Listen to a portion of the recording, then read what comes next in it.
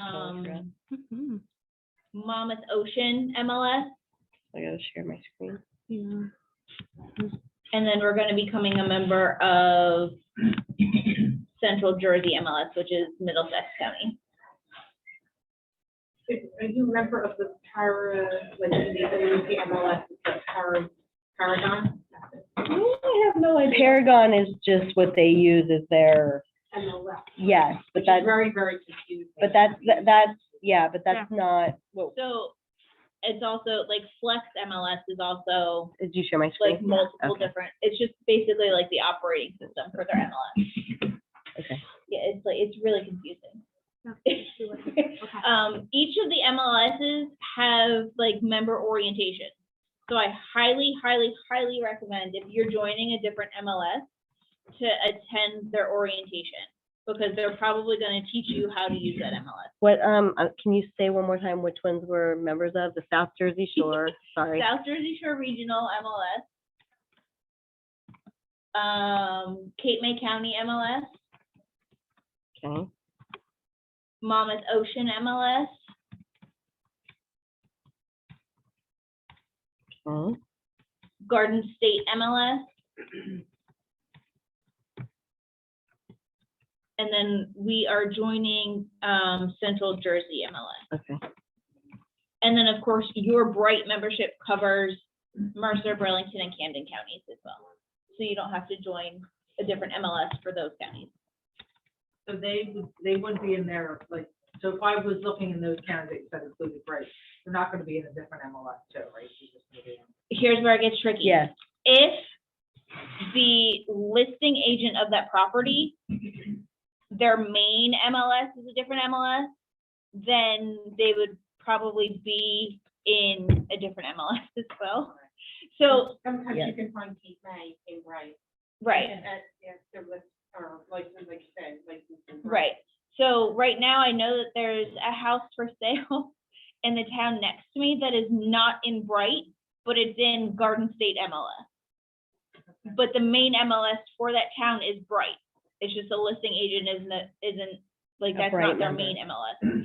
So I highly, highly, highly recommend if you take a listing in a different MLS, put it in both.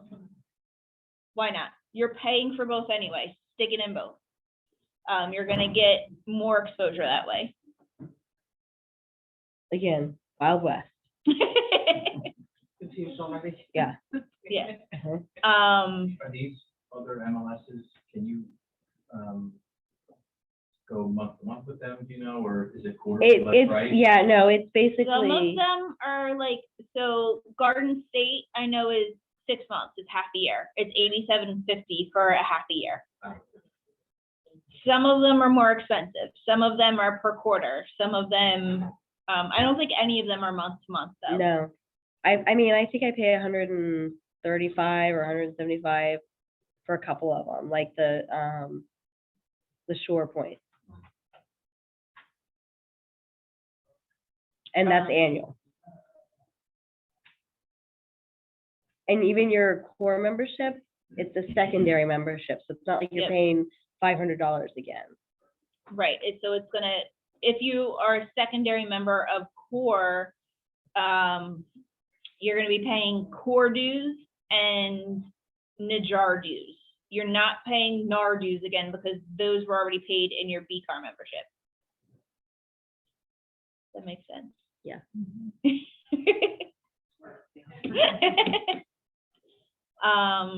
What else do you want to? Okay, so the access for, oh, I put showing time, it's actually Supra. Yes. Yeah. I was gonna So say, you- showing yeah. time, you don't need separate access. Right, but you need to add, so you have to call Supra to get your New Jersey Yes. keys added. Well, I don't have it for Pennsylvania, so I have to get it for Pennsylvania first and then have Jersey out, right? Yes, if you don't have a super key currently, then you would need to have it activated through BCAR. Yes. And then call the different MLSs to add your Jersey ones on. You should though, you should have it. I meant to get it. I can't help mine, because you're either having to show up to, because people don't have them, or So You don't have that many. Garden State MLS, everybody uses Supra. I wish it would be here, to be honest with you. Everybody uses Supra in Garden State MLS. Other I feel other like places are around like- here, we used to use it a lot more. I Right. feel like after, during COVID, everybody was coming from different areas and it became such a hassle that we saw less of it. But I think that we should get back to it. It's, And better Mercer security. County, most of them use Supra as well. Especially if you get into like the ritzy areas like Princeton, you're gonna see more Supras than not. West Windsor, things like that. Okay.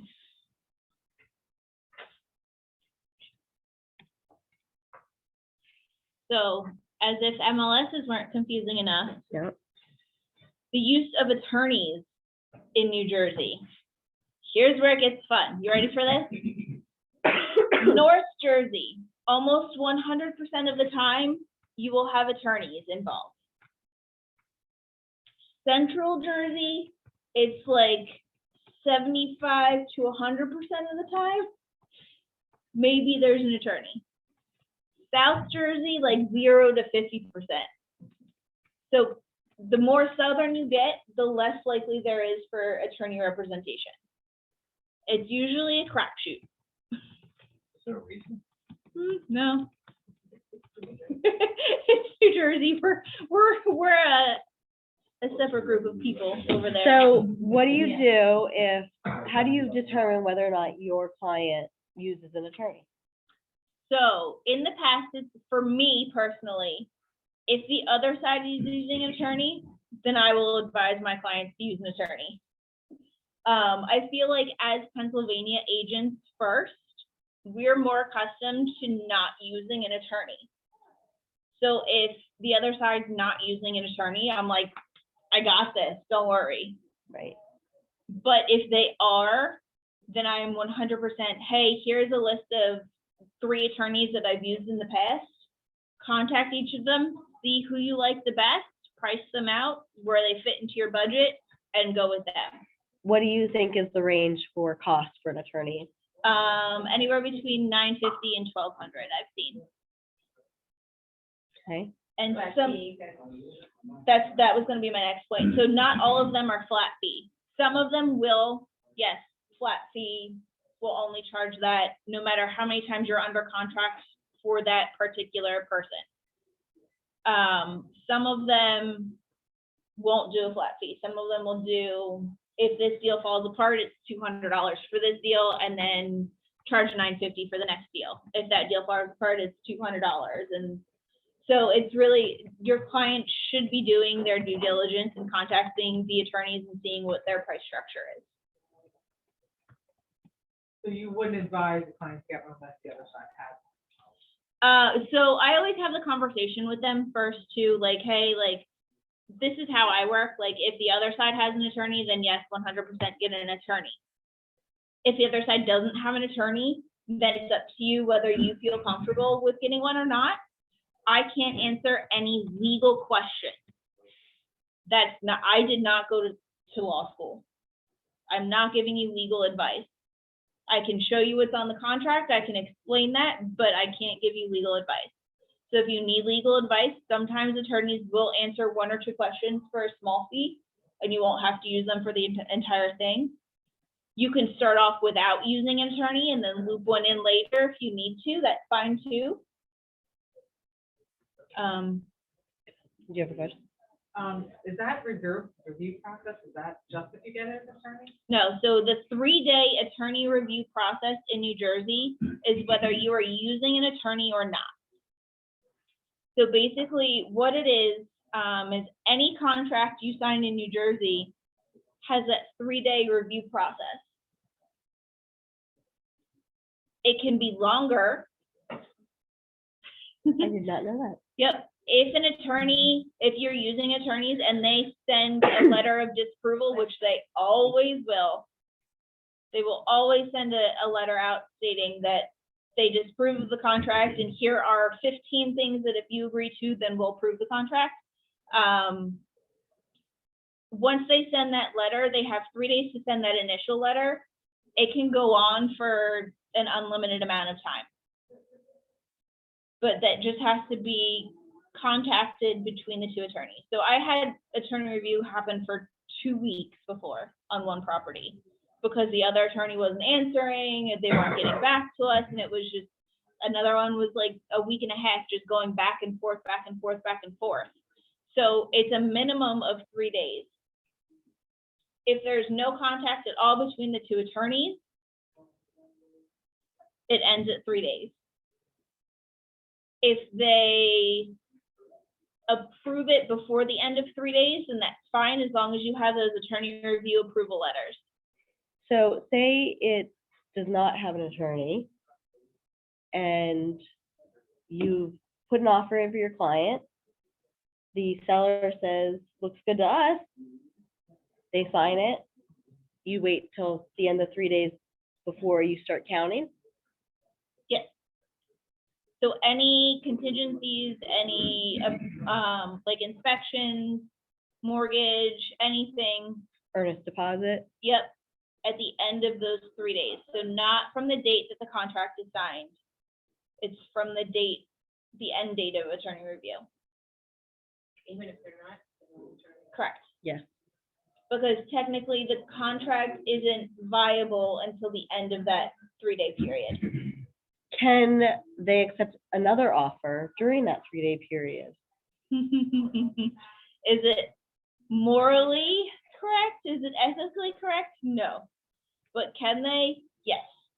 Because technically within that 3-day attorney review period, you are not considered under contract until the end of it. So they can pull out of that contract for no reason to accept another one. And that's the same thing for your buyers too. If they find a house during that 3-day period where they want to go and put an offer in and that it gets accepted, they can pull out of that first contract, no repercussions within that 3-day period. Can they write an offer on another property while they're waiting during that attorney review? They can, yes, I didn't say it was like morally ethical. right, they can, So you shouldn't send your deposit away for 3 days? correct. So I don't know how long the attorney review's gonna go. Because it could go 3 days, it could go 3 weeks. What would you use for the date on the contract that the deposit is due? After attorney review. No date. No date, just after attorney review. So if you guys on the Zoom couldn't hear Robbie's question, it was what should you use as the date for deposit? So like your first deposit is due after attorney review, not on a specific And you date. could put 3 days after attorney review. Correct. I'd have to look at, so we have a Keller Williams contract for New Jersey that I believe we got from Princeton. And then there's also the Najar contract. I think they're worded differently. So I would have Yeah. to see which contract we're talking about. You said it was 3 days if there's no contact, if there's contact and attorneys get involved. Is there like a document that states attorney review is now over, or? That'll be part of the attorney letters, Unless there's no attorney. right? Then it's just basically as long as you have it in writing, And a weekend, both weekend days counted as 3 days? or No. Just? business days. Okay. Yes, So I've been through one already late last year, and what confused me initially was the offer sheet versus the contract. yes. Um, The question is about the offer sheet versus the contract. Yeah.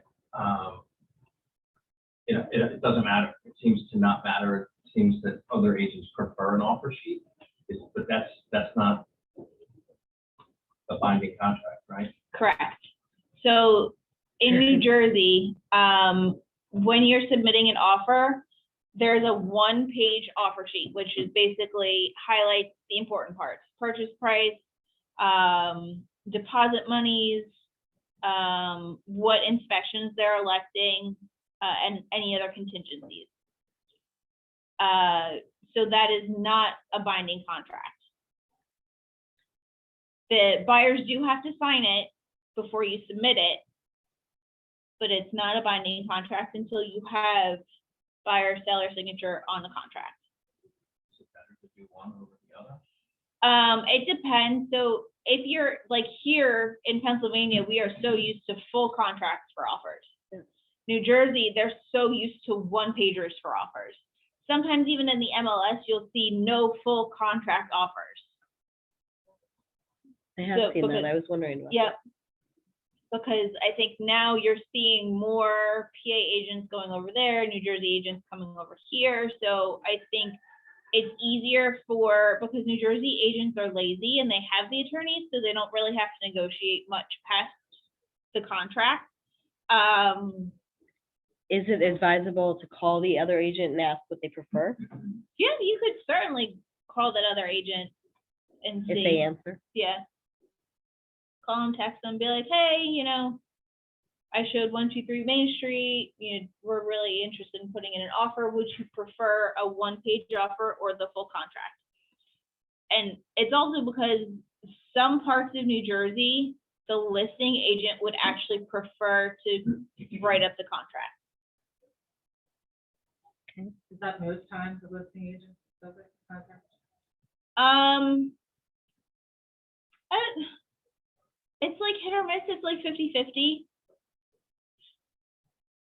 I think more so in North Jersey, the listing agent's done the contract, so like once I've negotiated the terms of the contract, I've always been like, hey, do you want to write it up or do you want me to? And then that kind of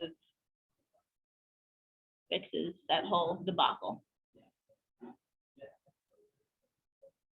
Question? So, want to go back to a couple of my notes here. So I have in here, buyers can make more than one offer at a time as long as they have attorney counsel. That was always kind of my answer before. Yep, because what happens if they have an offer that's accepted and then another offer that's accepted, but it's super close to the attorney review deadline? If they're not using an attorney, then you're kind of like, well, we have to back out, but are we really under that? Like, so if you're planning on doing multiple different offers, then yes, get an attorney, because they'll be able to advise you better. And in order to back out during attorney review, the attorney has to. Yeah, the attorney, if you're backing out during attorney review, Thank you. if you have an attorney, the attorney will send a letter terminating the contract.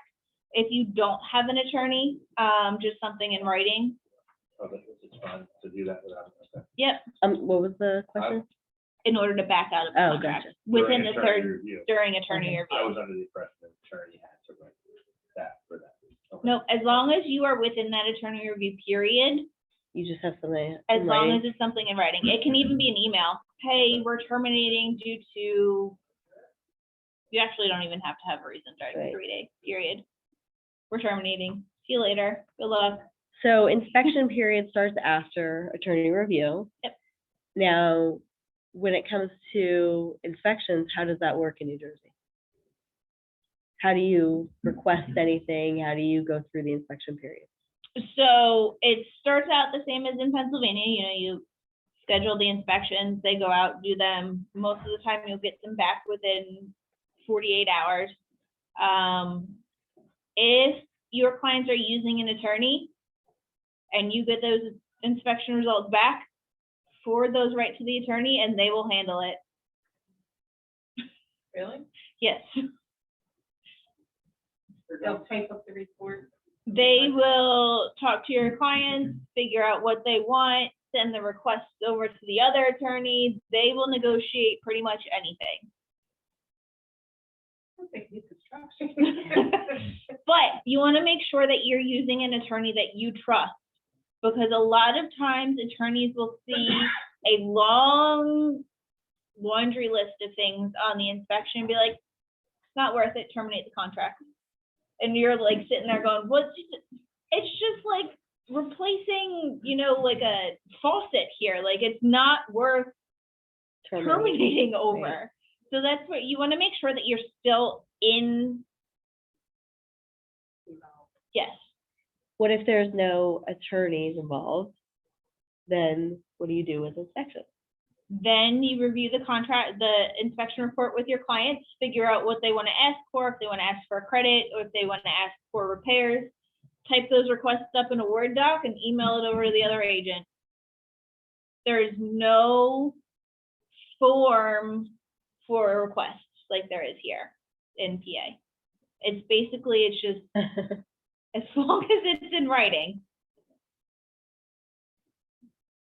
Do they have to sign it, send it back to you, or just acknowledge that they got it? they will pretty much respond back with, you know, yes, we're doing number 1, no, we're not doing number 2, we'll offer a credit for number 3. And all those negotiations go back and forth through email in writing. And if your client decides that they want to terminate, now do they have to get an attorney at this point? They do not. Okay, They can terminate from the inspections, as long, if you guys don't, if like buyers and sellers don't agree on repairs or credits or anything for the inspections, all you have to do is just send an email to the other agent. Hey, due to, you know, not being able to come to a win-win situation for, you know, the termites, then per whatever paragraph it is in the agreement of sale, we're terminating the contract.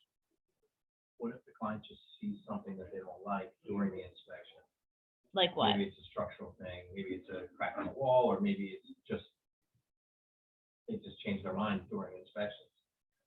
Is there any way for a client to get out of a contract without having to negotiate something with Okay, so the seller? like in PA, you don't have to have a reason.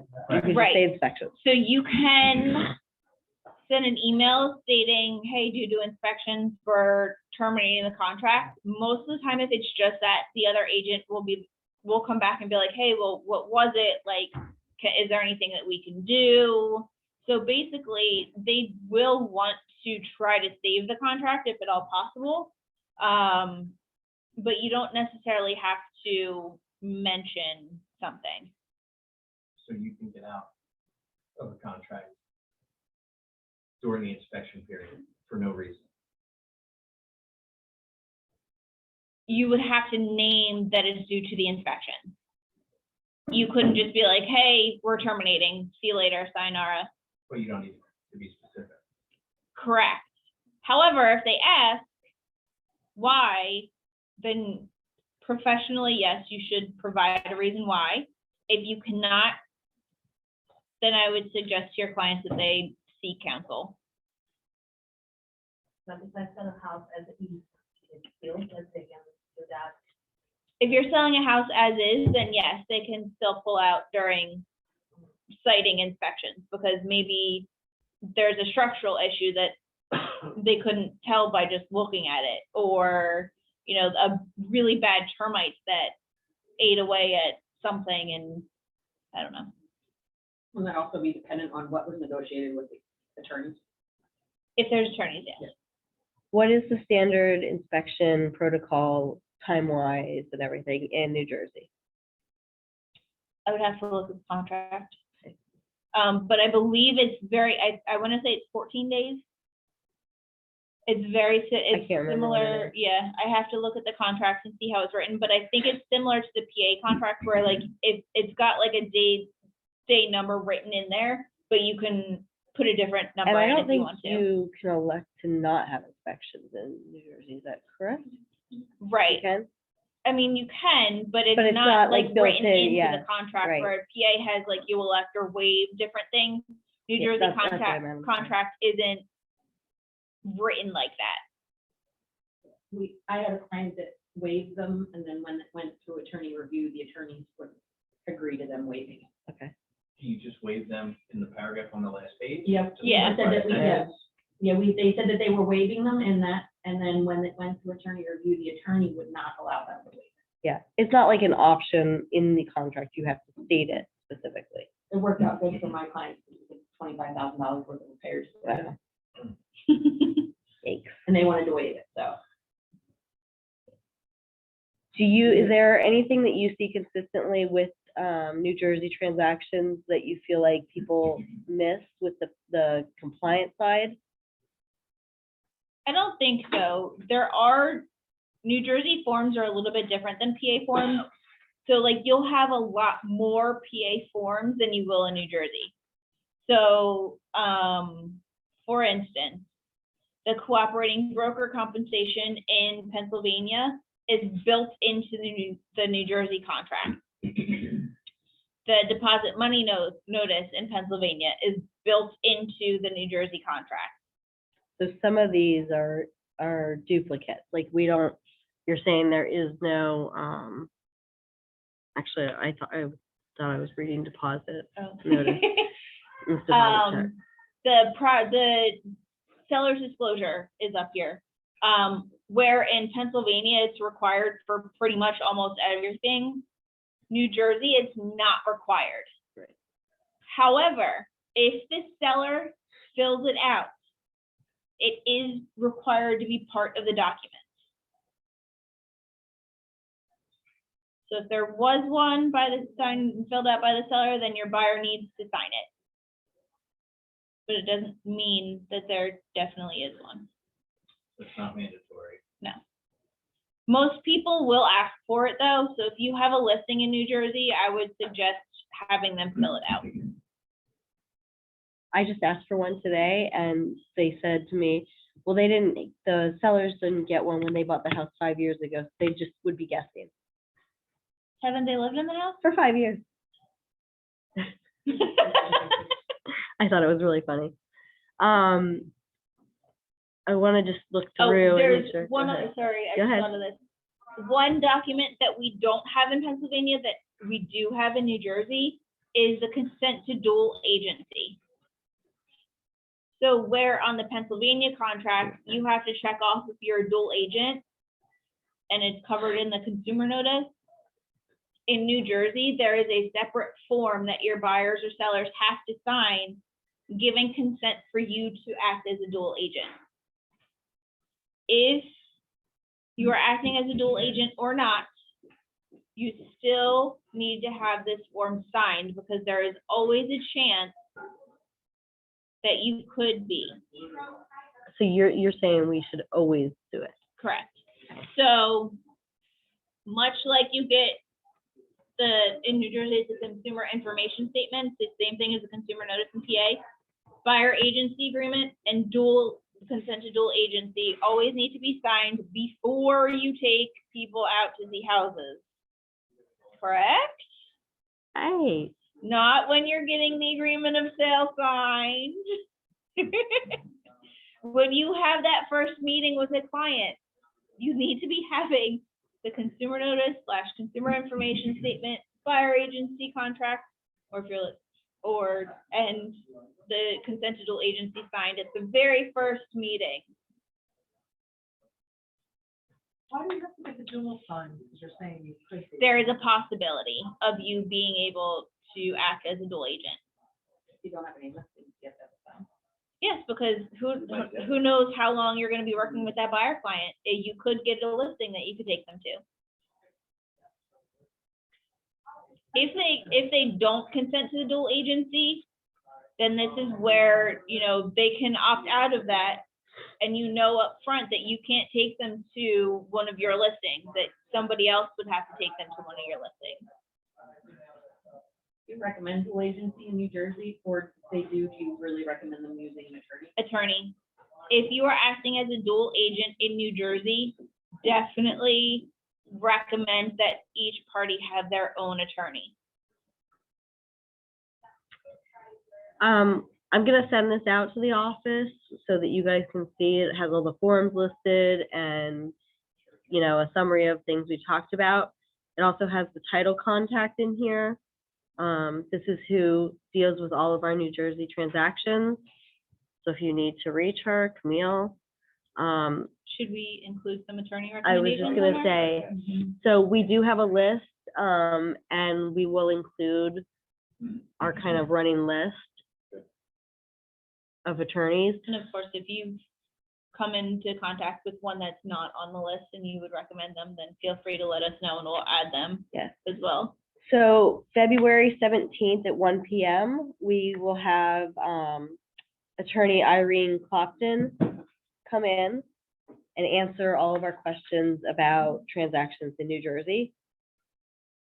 And I'll have that advertised as well, so you'll get reminders, but I highly recommend that. A question about the wire notice, because on the first contract that I saw, it was attached, Mm-hmm.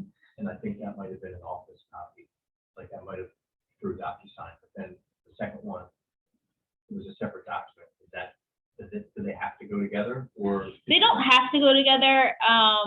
It's common practice in New Jersey to include that wire notice in with The the wire contract. fraud, is that what you're talking about? Yeah. Yeah. Is it mandatory? Okay, so it's not mandatory, but if you don't include it with a contract package, most agents will ask for it anyway. I wanted to add a date to a mention. Yeah. On February 9th, I'm going to be doing a training on New Jersey bond programs, which allows the qualified borrowers to receive up to $10,000 close costs. I have flyers on, but I didn't want to steal from this training. No, I just wanted to say it's that, great. What time are you doing that? Do you have, okay. I'll put that out in the same advertisement so that people I know. just have this whole, there's one flyer missing, but I just filled in the others. So don't want to go over today, but. Thank you. 1 PM on the 17th. 1 PM on the 17th. So they use DocuSign as well, correct? So once I join that, I'll have access to the Jersey forms in DocuSign? Yep, so it'll be, once you join CORE as a secondary membership and you have the NJAR membership added to that, there's a box. Make sure that you check off the NJAR membership on that form. I believe those documents will They automatically should, if they don't auto-populate. auto-populate. Yeah. That's the word I was looking for. Caitlin had some trick to it before, because mine weren't coming up. And actually, I didn't realize I didn't re-up my membership, so they disappeared. So it'll tell you, Yeah, no. nope. And I believe core dues are due July 31st. January 31st, Yeah. just like B card dues are due January 31st. So if you have not paid your B card dues, please do that. Otherwise, you're gonna get a late fee. Yep. Nobody likes paying extra money. Nobody. $100 this year too. Is it 100 or is it, I thought it was 200 for some reason. I would have made it 200. It was 50 last year. Any other questions? Is there a chat? People got I don't think we questions have in the any chat maybe? questions. Where's name? Let's go up here. Oh, thank you. Oh, thanks, Bev. So for inspection period, Bev answered that generally it's 14 calendar days for the buyer to complete their inspections and request their repairs, and then 5 business days for the seller to respond.